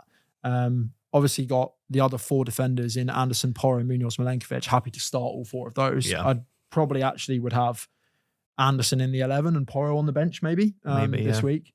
So I think that's relatively strong. I'd quite like to just get out of the way. I don't want to have it when I wildcard, because I think there's so many good players who are high priced that I want all that value as much as possible. So I'm going to be quite happy to have at least one non-playing player on my bench when I do wildcard. And for that reason, I think I might just play it this week. I think there's a decent chance that I get a clean sheet from one of the defenders. I might even start Dubravka over Sanchez just so the bench boost has different has different teams on it. So here's a question for you: are you tempted to do Wirtz to Semenyo? No, no. I probably should be, but how much do you have in the bank? 0.3 million, so I couldn't do it for Rodgers. I was going to say, so you can't. Okay. Yeah, I couldn't do it for Rodgers, but I still don't think I would. I think my plan has always been to wildcard in game week 13 or in and around then was always the plan. I'm now coming around to the fact that I'm probably going to have to wildcard in game week 6, like a lot of people, because I just don't want to miss get too far behind with all the Arsenal players coming in, because I just want 3 of them straight away. And if I'm going to do that in game week 6, I'd rather just roll this week. I can pick Semenyo up in game week 6 if I can. I don't think this is a bad fixture for Wirtz. I wouldn't be surprised if he outscores Semenyo this week. So I'm not going to touch it. Somehow, having so many players that have been so underwhelming, I'm going to roll. Yeah, looks and potentially like bench boost and play all 15 of them. I would bench boost because, like you say, I think Reinders it's Arsenal away. I don't expect much, but he's a fantastic footballer. So say Reinders gets 2. Let's say even you get like super unlucky with Dubravka and Esteve and you don't get Defcon or saves and you get like a 2 from each. That's 6. Anderson or Porro could easily get something. You could pick up a 10 or 12 in like a bad situation. Yeah. But equally, a Burnley clean sheet, Defcon or return from your other defender, that could be a 15, 20 point I think it has quite a high floor. The bench boost this week. You'd be very unlucky to get anything less than like 8 to 10. Yeah, exactly. I don't see Forest running over Burnley, and so I think defensively I can pick up a few points. I think it just kind of gets out of the way a little bit. I could do it in game week 8. I've had a look at what that would look like if I didn't wildcard, and it does look quite nice. But yeah, I think I'll probably just play it this week. Cool, perfect. Right, my team, I'm currently on a 4-4-2. And just, an update on my chip strategy. I think I'm going to wildcard in 6. I always knew that I wanted to get Haaland into 6, and the plan was always free hit, as we spoke about, but we want Haaland. We don't want to have him for 1 week. We want him in our teams as things stand. So I have 2 options. Use transfers to pivot from Salah to Haaland, or just wildcard. My issue with using transfers to pivot from Salah to Haaland is I also have Watkins. I also have Wirtz. I also have Mateta when I'd rather probably have João Pedro and Gyökeres. I've also got Guiu. Like, when I look at I've got Williams. Do you know what I mean? Like, it's a team where not only do I want Haaland, but I could also fix 6 or 7 potential issues in my team and redistribute the funds. Like, I've got Kudus, who I don't mind, but I'd rather Semenyo. So, overall, I think I need a wild card, but this week doesn't make sense given that City and Arsenal play against each other. So, in a similar situation to you, where I would ideally like to roll because I would rather have 2 free transfers coming out of the wild card. So, my team, back 4 at the moment. So, Sanchez in goal, back 4 of Munoz, Porro, Williams, Richards, which looks okay this week. I'm happy enough with. I do think the West Ham have improved, so I wouldn't be surprised if I lose the clean sheet there, but Palace are so good. Midfield 4 at the moment is Kudus, Salah, Wirtz, and Bruno, with Reinders on the bench. And then my front 2 is Watkins and Mateta, with Guiu on the bench. it looks like a good team. But I said that going into, in fact, in game week 4, I thought my team looked better than a lot of free hits. I was so confident that it was going to be a good week, and it was terrible. So I've lost all confidence in my team now. I don't think it's bad. I think my major decision this week is, do I start Reinders over Richards? I think there's some justification to go either way with that. Like Richards, good for DEFCON, could get a clean sheet. Reinders is great. He's an attacker. Probably won't get DEFCON. I think Richards is slightly better personally. And I think I need to adjust my thinking because I would never start in the past a Richards ahead of a Reinders in a situation like this. And then also, do I potentially try and get Dubravka in over Sanchez? Or put a Stev in instead of Richards? Like, do I want one of my Burnley defenders? Because as we said, there is a chance for a clean sheet here. I think the only transfers I'm tempted by, I've got 1.1 million in the bank. I'm tempted by Kudus or Wirtz to Semenyo. But if I want a wild card, can I go without Semenyo for 1 week and it's Newcastle? Yeah, I probably can. I can just suck up. Like we said, like he's not essential. He's not a game breaker now, Semenyo. He's a great asset. But in a one-off week, I could see Kudus or Wirtz outscoring him. So I think I want to hold and roll the transfer. Yeah. The only thing that you didn't mention there, which you did mention yesterday, I think in your transfer targets video, was the potential of doing Gui up to Muniz and a bench boost. Because I saw that, and obviously that makes your bench boost relatively similar to mine, and actually probably one better than mine. Yeah, I'd probably drop Richards into the bench boost. Yeah, so it would mean a similar bench boost to kind of where I'm at. And I don't think that's a bad option. I don't think that would be a bad play at all. If I could get full confidence in a Muniz start, because he started the last 3 but didn't start game week 1, and he does get the early sub, it's like, do I see... I'm essentially using an extra transfer on a bench boost there, because if I bench boost in 8, I would hopefully not have to use an extra transfer there. But I suppose there's also a chance I would need to. And also the bench would have to be more expensive, less money in the 11. So yeah, that is another option as well, is GU. I would have exactly the money to do GU to Muniz. And Brentford play midweek against Villa, and Fulham don't. Stop tempting me. Fulham get the week off. If Muniz is going to start, I think it'd be a good pick. Yeah, that's an option there as well. So it's plenty to think about for us, but both looking at a potential wildcard 6. Yeah, I think so. Awesome. Perfect stuff. That's the end of the podcast, mate. Thank you very much for coming back on. Yeah, it's been really good. Really enjoyed it. Thanks for having me. Yeah, we've had plenty to talk about. I think this is the longest one of the season. So, I think at the end of the day, if you're having a slow start to the season, I think Charlie's a better manager than I. We've both had pretty good ranks in the past. We're both struggling in the depths of the millions. The likes of, like I say, Ben, Praz, even FPL Harry. The brilliant FPL Harry is at like 3-4 mil. So don't stress too much. And also, 4 game weeks is just nothing. Yeah, just don't overthink it. I'm sure you have similar. I have friends every year that tell me that it's their year after 4 weeks when they're 20 points ahead of me, and I end up a long way ahead of them usually. So I'm not worried about it, and I don't think anyone else should be either. And like you say, it's reassuring to see some of the people that we know are really good and are going to finish high being low as well. So I'm not too worried about it, and trying not to read too much into only 4 weeks of data and points. Absolutely. If you want to follow Charlie's season and watch him climb up the ranks, which I know he will, make sure to follow his X. I'll link that down below in the description. And if you've not yet subscribed and you've watched this entire thing, please subscribe. And if you're listening on audio, please do rate 5-star as well. Thank you for all of the support. And until next time, bye-bye.